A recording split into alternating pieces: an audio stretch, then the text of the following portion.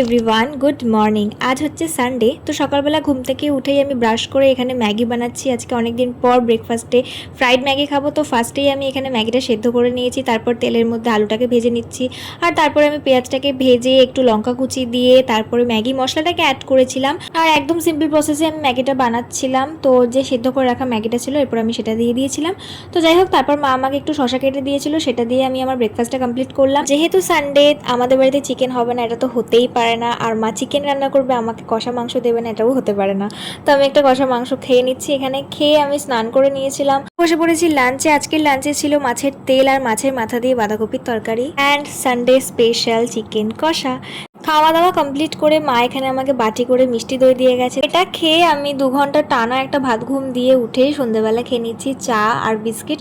আর এখানে একটা cookie cake খাচ্ছিলাম। কেকটা অতটাও ভালো ছিল না খেতে, আমার তো একদম ভালো লাগেনি।